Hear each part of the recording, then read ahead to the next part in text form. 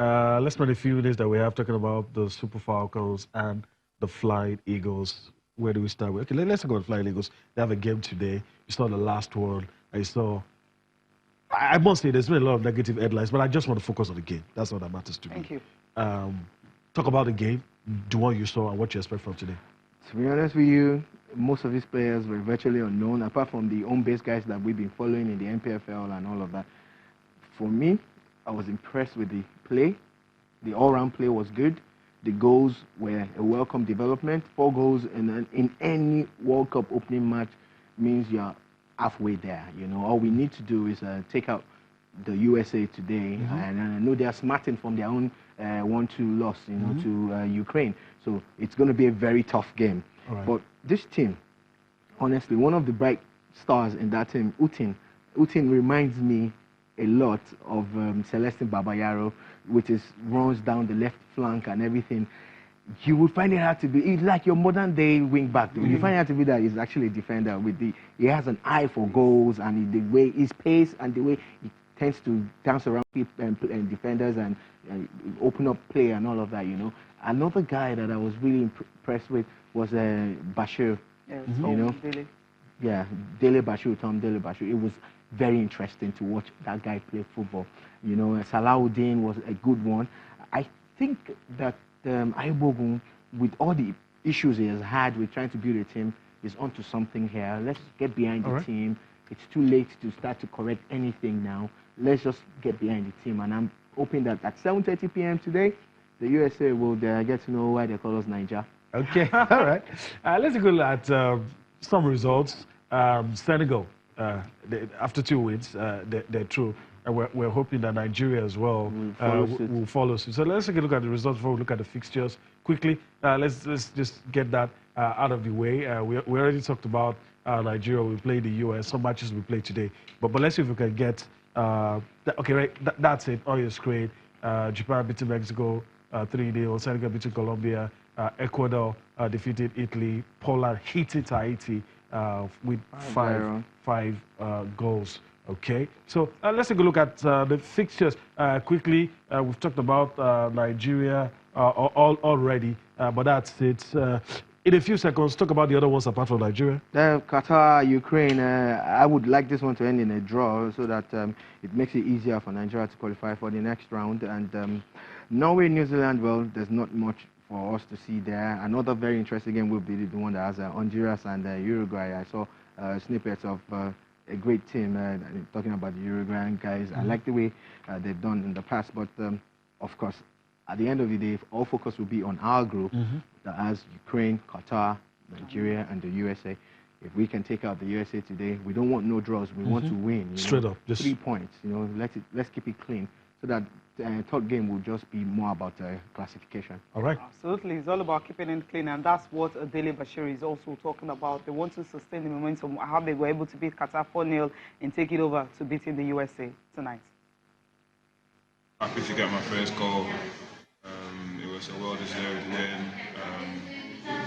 The goal was I just saw the defender just fall asleep. He was ball watching, so I made a run behind him, and Kingsley found me a good pass. And I just took the touch, waited for the keeper to go down and started it past him. Now looking forward to the next game against USA.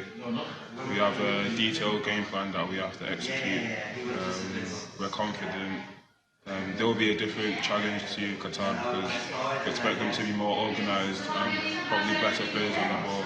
So we have to be tighter and more compact in midfield. Right, that's Dele Bashir there. We'll see midfield choke it and we'll beat the USA. Now, we promoted earlier that we'll be talking to Onomebe, but she will not be able to join us today. So hopefully by tomorrow, she should be able to join us. Countdown to the FIFA Women's World Cup. It's just 11 days to go. And we have the complete squad right now. Sato Shola has joined. Chiwen Ihezu also. Chiwen Ihezu, she's also in the squad. She has joined them also. Feti Kide also. She has also joined the squad. So it's a full house for the Super Falcons getting ready for the World Cup in June. 11 days to go. So let's see, June 7th, that's when it's starting. And Nigeria's first game is going to be against South Korea, and that will be June 8th. Okay, now let's talk about the big one. What really went down on Sunday Bene, let's just go straight to look at the result first and see the relegated teams. She wanted to say Benelli. She just couldn't help herself. But Inshallah, you know, we're out of time, but these are the results. Most painful one. Roofing corner. Sunshine versus MFM. We were rooting for MFM to go through to the Super Six, like they call it. And another game, of course, was Dead Rubber, Remo versus Lobby Stars. But that helped Lobby at least confirm their position in the Super Six. So they're trying to tell us that, look, even if they got it by default last season, they are really going to go show for their it this time. Let's see Group B, as we try to run through this quickly. Yobe Desert and Nasarawa 2-1. Nasarawa getting a good one. Goran and Gombe 1-0. Delta Force and Plateau United ended goalless, so both of them just did enough to stay up. Abia and Pillars, of course, Abia stayed up, Pillars, Super 6. Ifeanyi and Aqua, Ifeanyi beating Aqua, of course, they've qualified. Saints for Super 6. Heartland and Economy Warriors also, the relegation. So let's look at the relegated team, right? Okay. Let's start with this one. Any surprises? None, actually, because for FC Ifeanyi, they've been consistent all through but there was average a season. But it was not that much, and of course they quickly. But they needed the last day. They quickly bounced back because it could be worse for them. I like the fact that they are there, but of course the usual suspects: Kano, Pillars, Enyimba, Lobby Stars, Rangers. All right. The relegated teams, the ones Cecilia wanted to talk about. That's it. Yes, back to where they came from. Bendel Insurance, they were not insured for the season, so they need to go get their a win. But getting a win at Rivers was always going to be difficult. Of course, to get a draw, goalless. I mean, we've seen teams drawing goalless. Come on. Look, the beauty of it is that it was just a draw. The beauty of it is that a team with pedigree is back. You know, and they're back now. Hopefully, they'll get a chance to play with stationary stores in the NNL, and we'll be bringing out some glamour to the league. So, welcome to the NNL, Bender Insurance.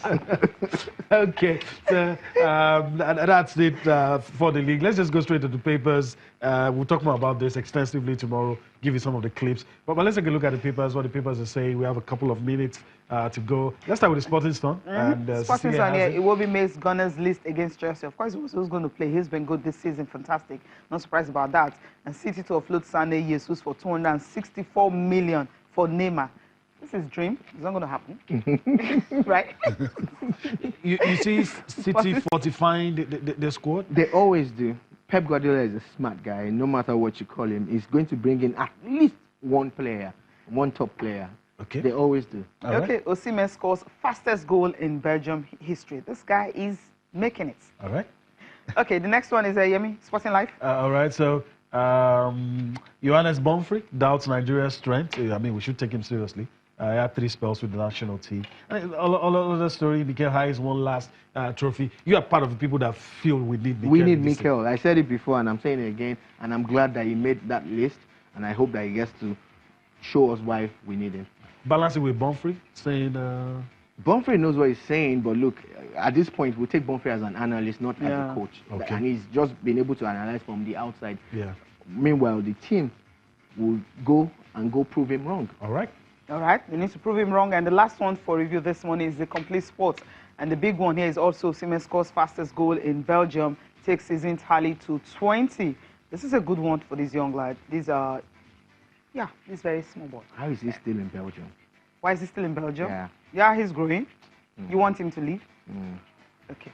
Is that good? All right. Okay, Onochu wins top scorer award in 3rd consecutive season for Midtjylland. That's a good one. Thank God he's going to AFCON. So we got good scorers, not just Egypt and Senegal. Not just Egypt and Senegal, right? Happy Children's Day to all the children out there and the children in the studio, myself inclusive. And please join us at the campus Mini Square. All right, Chola, just once again, we really, really appreciate you taking time of your busy schedule to come here. Yes, I would have done it for nothing, but you still gave me a T-shirt. Hey, come on. All right. Thanks for allowing us to be a part of your day. Take the children out today. Let them enjoy the Children's Day. And, of course, we'll be back here tomorrow to tell you about the winners. I'm Yemi Adebayo. Bye-bye now.